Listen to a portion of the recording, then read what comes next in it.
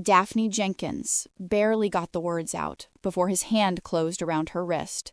She hit the supply cart hard. Medical instruments scattered across the emergency room floor. The director's son leaned over her, bourbon breath hot against her face. "You don't tell me no." What he didn't see, the quiet man with the canine standing 15 feet away, watching everything. Before we continue, where are you watching from tonight? Drop your city in the comments. I want to see how far Daphne's story travels. And please subscribe so you don't miss what happens when silent witnesses finally speak up. Now, let's go back to the beginning. 2:47 a.m. That's when Daphne Jenkins started her 16th hour without sitting down. 16 hours of blood pressures and IV starts, and holding the hands of people who were terrified they wouldn't see morning. She was 32 years old, senior ER nurse at County Memorial, with light brown hair pulled into a knot that had given up hours ago. Dark circles framed hazel eyes that still managed to track everything happening across the emergency department. She didn't move with drama. The drama got people killed. She moved with the kind of precision that came from knowing which beeping monitor meant move faster and which meant you have 30 seconds. "Daphne, Bay 3, sepsis protocol." She grabbed the crash cart without breaking stride. The elderly man in Bay 3 was gray pale, pressure dropping. She'd called it 20 minutes ago when nobody else saw it. Now his wife clutched his hand while Daphne's steady fingers found the vein, started the line, called for antibiotics in a voice that never wavered even though she knew he was circling the drain. "Stay with us, Mr. Chen," she murmured. "We're not done fighting yet." That's when the ER doors burst open. Not the controlled entry of paramedics, the entitled slam of someone who'd never waited for anything in his life. Daphne heard expensive shoes on linoleum, heard the sharp cologne that didn't belong in a room that smelled like antiseptic and fear, heard the slurred demand, "I need someone now. Do you people know who I am?" She didn't look up, couldn't look up. Mr. Chen's pressure was still dropping. That decision, choosing her patient over power, would cost her everything. Or save her. She didn't know which one yet. The nurse at triage tried reasoning with him, tried the practiced calm that usually worked on drunk, entitled men at 3 a.m. It didn't work, because James Hammond, son of the hospital director, heir to the family that funded the new cardiac wing, had never learned the word wait. And tonight, he'd decided that a superficial cut on his girlfriend's hand was more important than the man dying in Bay 3. Daphne was about to learn what happens when competence meets entitlement, and who's really watching when everyone else looks away. The fluorescent lights in the county general's emergency department hummed their usual midnight song. I'd learned to tune it out years ago, the way you stop hearing your own heartbeat after a while. But tonight, something felt different. I moved between exam rooms with practiced efficiency, my scrub still crisp despite 6 hours into my shift. Room 3 needed vitals rechecked, Room 7 was waiting in the labs, Room 12 had an elderly man with chest pain that made my own chest tighten with concern. "Daphne, can you grab the crash cart?" Maria called from the nurse's station. I was already moving before she finished the sentence. That's what 12 years in emergency medicine does to you. You develop instincts that live somewhere deeper than thought. The automatic doors slid open with a mechanical sigh. I didn't look up immediately, protocol first, check the patient in room 12, ensure his oxygen saturation stayed above 90%, adjust the monitor leads that had shifted during his last bout of coughing. "Mr. Patterson, you're doing fine," I murmured, placing my hand briefly on his weathered forearm. "Just breathe steady for me." He nodded, eyes clouded with medication and fear. That's when I heard the voice. Not loud. Wealth rarely needs volume to command attention. It carried across the department like perfume, cloying and impossible to ignore. "I don't care if there's a wait. Do you know who my father is?" I glanced through the doorway. A man in his late 20s stood at the reception desk, designer watch catching the harsh lighting. His polo shirt probably cost more than my weekly grocery budget. Behind him, two friends laughed at something on a phone screen, oblivious to the woman holding a blood-soaked towel to her son's forehead in the waiting area. Trevor Hartwell, the hospital director's son. Everyone knew him. Everyone wished they didn't. "Sir, we have critical patients that need immediate. My head is splitting." He leaned across the counter, invading Maria's space. "Get me a room, now." I turned back to Mr. Patterson, adjusting his IV drip. My hand stayed steady as my jaw tightened. The monitor beeped its reassuring rhythm. His heart rate was stabilizing. Just a few more minutes, that's all he needs. "Daphne!" Maria's voice had shifted from professional to strained. I knew that tone. I'd heard it in the voices of every nurse who'd ever been cornered between what's right and what's convenient. I stepped into the hallway. Trevor had moved past the desk now, scanning the department like he owned it. In a way, I supposed he did. His father's name was on the wing we were standing in. "You," he pointed at me. "I need a room."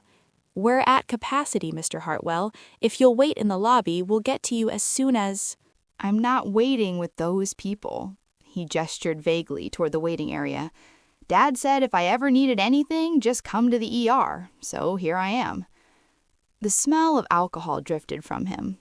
Not falling down drunk, but enough to make his movements loose, his words careless. "Sir, I have a patient with acute cardiac symptoms. Unless you're experiencing chest pain, difficulty breathing, or altered consciousness, I'm experiencing a fucking migraine." He stepped closer.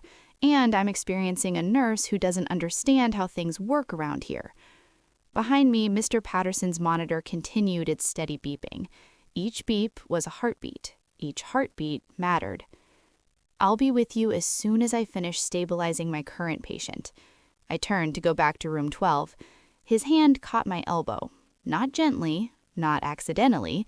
A grip meant to stop me, to remind me who held power in this fluorescent-lit kingdom. "Let go of my arm, please." My voice stayed level, professional. Everything they'd taught us in nursing school about de-escalation and patient relations.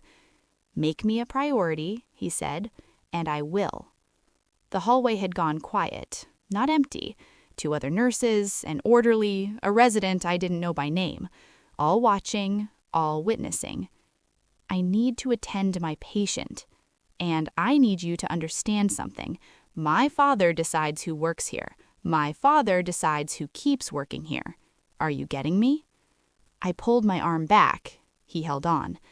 That's when time did something strange. It stretched and compressed simultaneously, the way it does in car accidents and emergency codes. I became aware of everything at once. The sweat on his palm, the way the overhead lights reflected in his glassy eyes, the precise silence of people pretending not to see. "Get your hands off me." "Or what?" He smiled. "You'll report me? To who? My dad?" Mr. Patterson's monitor changed pitch. The beep accelerated, climbing toward dangerous territory. I yanked my arm free and turned toward room 12. The first shove hit my shoulder blade. I stumbled forward, catching myself against the wall. "Don't walk away from me." I spun back, hands up, voice steady despite the adrenaline flooding my system. "Mr. Hartwell, you need to step back." The second shove was harder. I went down, palms hitting the cold linoleum, clipboards skittering across the floor. From ground level, I could see everything.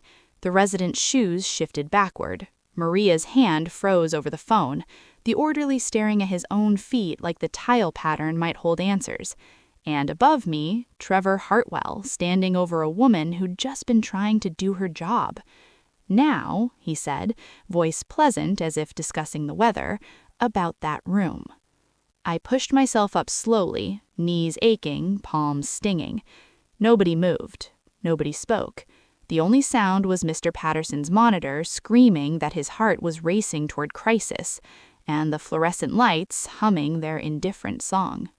The bruise bloomed across my shoulder blade like spilled ink. Purple at the center, yellow at the edges.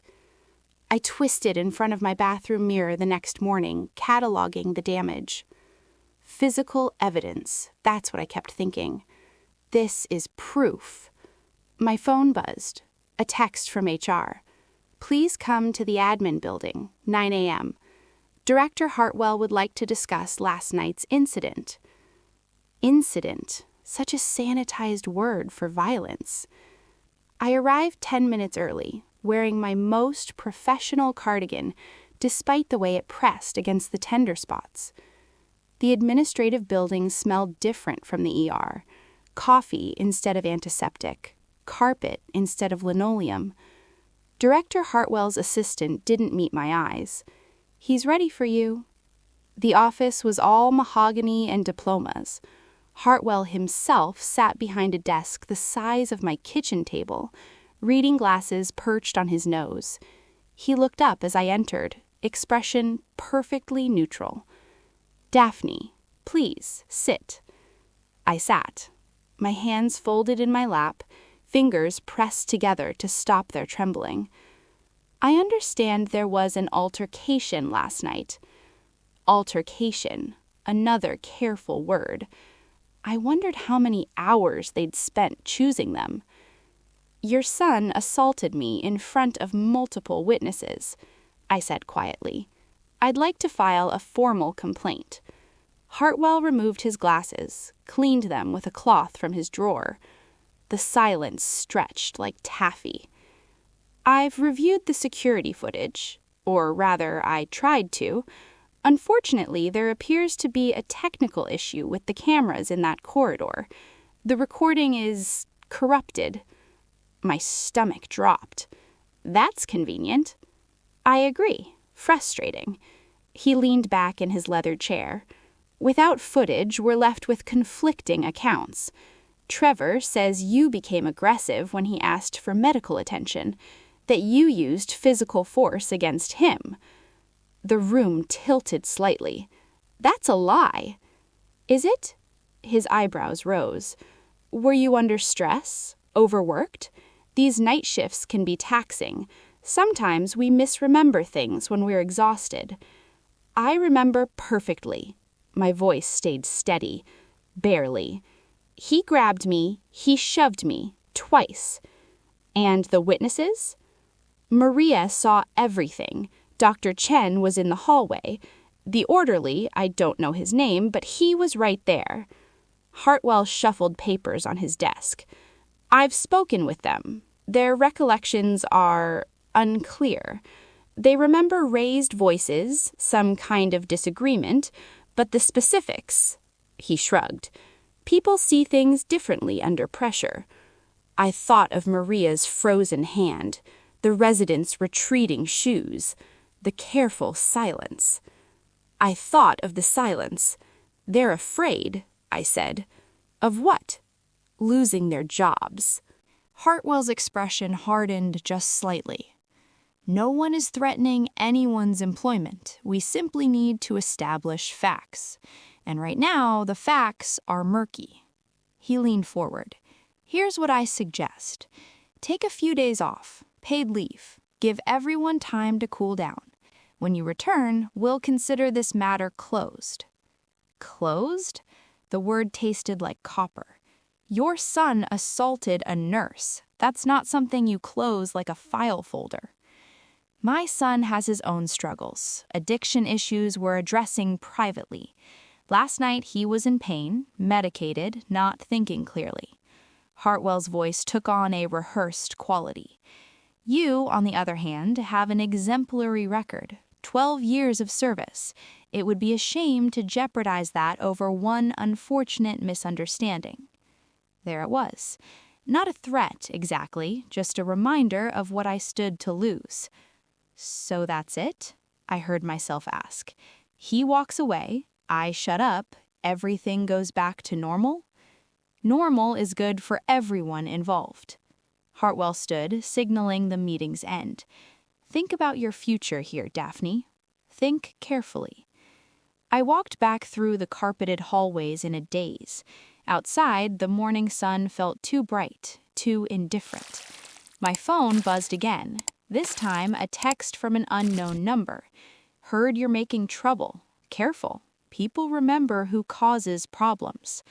I was still staring at it when I saw him, Trevor Hartwell, walking across the hospital parking lot with a coffee in one hand, phone in the other, laughing at something on the screen. He glanced up, saw me standing there, and smiled. Not threatening, not even cruel, just certain. Certain he'd won. Certain nothing would touch him. Certain that his version of the world would always eclipse mine. I watched him disappear through the main entrance, and a question crystallized in my mind with terrible clarity. If the truth becomes inconvenient for powerful people, does it stop being true? Hold up, if you're getting angry at how this system protects the wrong people, channel that energy into the subscribe button. Comment your city and accountability matters so YouTube knows people actually care about this stuff. We're racing to 1K subs, and every number is a vote that stories like this need to be told. Hit share if someone you know needs to hear this. All right, now here's where things get interesting. 3 days of paid leave felt less like rest and more like exile. I spent them replaying that hallway over and over, searching for something I'd missed, some details that would make this make sense. On the 4th morning, an envelope arrived. County General's return address, but thicker than a regular letter. Inside, a settlement agreement and a check with more zeros than I'd seen in one place. The cover letter was brief. In exchange for your signature and complete confidentiality regarding the incident of October 15th, the County General is prepared to offer hush money dressed up in legal language. I set it on my kitchen counter and stared at it while my coffee went cold. What I didn't know, what I couldn't have known, was that the hallway hadn't been as empty as I'd thought. Lieutenant Marcus Webb had been sitting in the ER waiting area for 40 minutes when it happened. Not because he needed medical attention. The German Shepherd beside him, Rex, 7 years old, veteran of 2 deployments, had split a pad on his rear paw during training. Not serious, but enough to warrant stitches. Marcus noticed things. That's what 15 years in naval special warfare does to your brain. You catalog exits, assess threats, clock body language before conscious thought catches up. So when the entitled civilian pushed past the reception desk, Marcus had already noted. Approximately 6'2", 190 pounds, movements loose with alcohol, pupils slightly dilated. Rex's ears had swiveled forward, tracking the commotion. Marcus had watched the nurse, Daphne, according to her badge, maintain composure while de-escalating. Professional. Calm under pressure. The kind of discipline he recognized. He'd also clocked the camera in the upper corner, red recording light active. 8-foot ceiling height, wide-angle lens, perfect view of the entire corridor. When the civilian grabbed her arm, Marcus's hand had moved instinctively to Rex's vest, a subtle pressure that meant, watch, wait. The first shove. The second, Daphne hitting the ground. Rex had growled low in his chest. Marcus's fingers had tightened on the leash, not restraining the dog but himself. Every instinct screamed intervention. But he'd learned something in 15 years of operations. Sometimes you gather intel first. He'd scanned the area. 2 nurses, 1 resident, and orderly, all frozen. The camera is still recording. After Daphne returned to her patient and the civilian finally left, Marcus approached the reception desk. "Excuse me," his voice carried the kind of quiet authority that made people listen. "What happens next with what just occurred?" Maria had looked up, eyes red-rimmed. I don't know, it's complicated." Seemed straightforward from where I was sitting. His father runs the hospital. Marcus nodded slowly, filed that away. "Someone should document this, formally. We will. We have protocols." But her hands had been shaking when she said it. Rex finally got his stitches an hour later from a different nurse. Marcus had asked casual questions. How long had Daphne worked there? Was she always that composed? Has anything like this happened before? The answers painted a picture. Before leaving, he'd done one more thing. Pulled out his phone, opened the camera app, and photographed the security camera in the corridor. Timestamp, angle, make and model are all visible. Documentation, evidence, insurance. I didn't sign the settlement. Not that day, not the next. I kept thinking about my 12 years, the patients I'd saved, the nights I'd worked double shifts because we were understaffed, the times I'd held someone's hand while they died because their family couldn't get there in time. Did all of that mean nothing the moment I became inconvenient? On the 6th day, I returned to work. Colleagues avoided eye contact. Conversations stopped when I entered break rooms. Someone had left the settlement papers in my locker with a post-it note. Just sign it, move on. I crumpled the note. That afternoon, an official-looking letter arrived at my home. Law offices I'd never heard of. They represented Trevor Hartwell. If I continued making baseless accusations, they'd pursue defamation charges. I sat on my couch, a letter trembling in my hands, and felt something crack inside me. Not breaking, hardening. My doorbell rang. Through the peephole, a man I didn't recognize, military-bearing, even in civilian clothes. A German shepherd sat perfectly still beside him. I opened the door slowly, keeping the chain on. Daphne Mitchell? His voice was calm, measured. Who's asking? Lieutenant Marcus Webb, U.S. Navy. I was in the ER 6 nights ago, waiting area 10 feet from where you went down. He held up his phone, screen facing me. I've got the whole thing on video, and I'd like to know why the hospital is calling it a malfunction. I let Marcus Webb into my living room because something in his eyes told me he understood what it meant to stand alone. Rex settled at his feet, watchful but calm. The kind of calm that comes from absolute certainty about one's purpose. "May I?" Marcus gestured to my couch. I nodded, still processing. "You recorded it." Personal phone, decent quality. He pulled it from his pocket but didn't unlock it yet. Time-stamped, geotagged, shows the assault, the witnesses, and the active security camera that supposedly malfunctioned. My throat tightened. Why are you here? Because I've spent 15 years watching people in power rewrite inconvenient truths. He met my gaze directly, and I'm tired of it. I sank into the chair across from him. The settlement papers were still on my coffee table between us, impossible to ignore. "They're offering you money to disappear," he said, not a question. "Enough to make problems go away." Whose problems? That stopped me. I looked at the check again, at those zeros that represented my silence, my compliance, my willingness to pretend violence hadn't happened.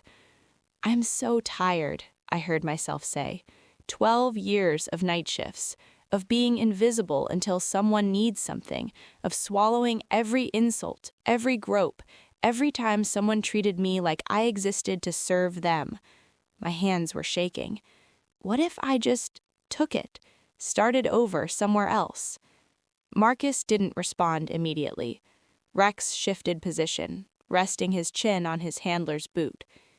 "Can I tell you something? In my line of work, we train for worst-case scenarios. Capture, interrogation, situations where everything goes wrong." He scratched behind Rex's ears absently. "The hardest part isn't the physical stuff.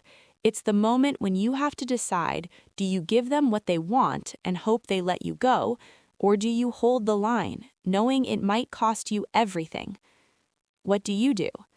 You hold the line, because once you start negotiating with people who traffic in fear, they own you forever." I thought about Trevor's smile in the parking lot, about Director Hartwell's careful words, about every nurse who'd looked away, because looking cost too much. "You think I should fight this?" "I think you already decided to fight. That's why you haven't signed." He leaned forward slightly. "But here's what I know that you don't. You're not alone anymore. I've got video evidence, I've documented the timeline, and I'm willing to testify to what I witnessed. They'll come after you, too." Let them try. His voice carried absolute confidence. I'm not employed by the county general. I don't answer Director Hartwell, and I didn't spend 15 years defending this country to watch bullies win because everyone's too scared to speak up. Rex's tail thumped once against the floor, as if agreeing. I picked up the settlement agreement, read through the language one more time. Complete confidentiality regarding the incident, refrain from any public statements, acknowledge no wrongdoing occurred. No wrongdoing occurred. Something crystallized inside me, hard and clear as ice.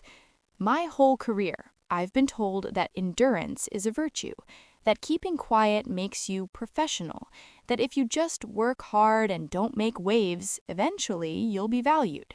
I looked up at Marcus, but they never valued me. They valued my silence. I tore the settlement agreement in half, then in half again. The sound of ripping paper felt like the loudest thing in the room. I'm not signing. My voice didn't shake. I'm not going away, and I'm not letting them pretend this didn't happen. Marcus nodded once, respect clear in his expression. Then we do this properly. Police report, independent witnesses, full documentation. The cameras are less reliable than eyewitness testimony from a decorated military officer. He stood, extending his hand. If you're ready to fight, you've got someone who knows how to stand ground. I shook his hand. His grip was solid, certain. Rex stood too, ears perked forward, waiting for orders, ready for whatever came next. There's one thing I need to know, I said, as Marcus moved toward the door. Why? You don't know me. This isn't your battle. He paused, hand on the doorknob. 6 months ago, my sister was assaulted by her supervisor at work. She reported it. They buried it. She's still fighting, but she's fighting alone because everyone who witnessed it suddenly can't remember details. His jaw tightened. I couldn't help her. Maybe I can help you. After he left, I sat in my living room as afternoon became evening. The torn settlement papers lay on my coffee table like shed skin. Tomorrow, I'd file the police report. Tomorrow, I'd walk back into that hospital with my head up. Tomorrow, I'd find out what truth costs when witnesses finally refuse to be silent. But tonight, I let myself feel something I hadn't felt in 6 days. Certain. The question that settled in my chest wasn't whether I could win. It was simpler, sharper.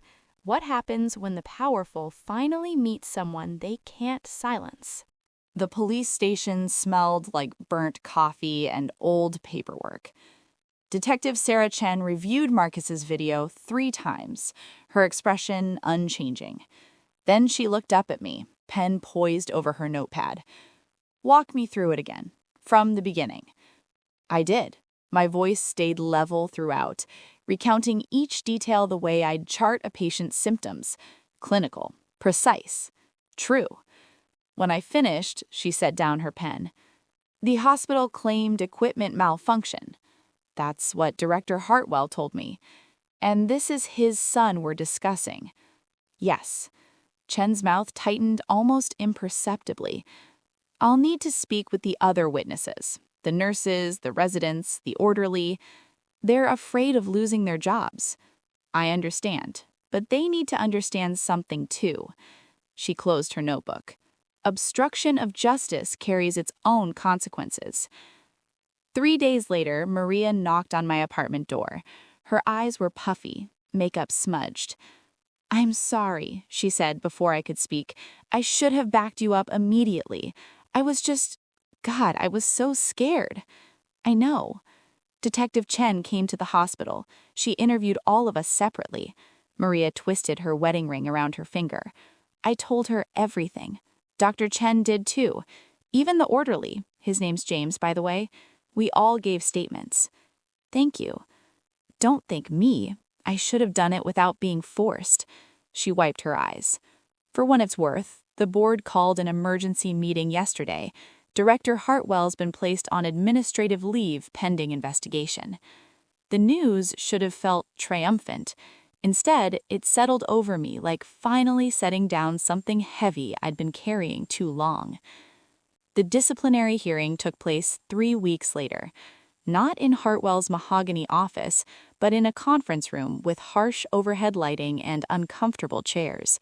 Present, hospital board members, legal counsel, Marcus Webb in his dress uniform, and me. Trevor Hartwell sat across the table, a lawyer flanking him. He'd lost the cocky certainty from the parking lot. His face was carefully neutral, but his fingers drummed against his thigh. Marcus testified first. Calm, methodical. He described what he'd observed with the precision of someone trained to remember details under pressure. When they asked about the video, he played it on the room's screen. Watching it again felt surreal. There I was, falling. There were the witnesses, frozen. There was the camera with its active recording light. Lieutenant Webb, the board chair asked, "You're certain this camera was functioning?" "Yes, ma'am. Red indicator light means active recording. I photographed it immediately after the incident." He pulled up the image on his phone. Same camera, same night, same operational status. The hospital's lawyer shifted in his seat. When it was my turn, I simply told the truth. "Why didn't you sign the settlement?" one board member asked. I considered the question. Because settling would have meant agreeing that what happened to me was negotiable, and it's not. The hearing lasted 4 hours. Trevor Hartwell was banned from all hospital premises. Director Hartwell resigned 3 days later. The hospital implemented mandatory training on workplace violence and updated their surveillance system oversight. No one went to jail. No one made dramatic speeches. Justice didn't arrive with fanfare or headlines. It arrived in quiet policy changes, in witness statements finally given, in a system forced to acknowledge what it had tried to bury. 6 months later, I was restocking supplies in exam room 7 when I heard a familiar clicking on linoleum. Marcus appeared in the doorway, Rex at his side. "Just a follow-up for Rex's paw," he explained. "I wanted to make sure everything healed properly."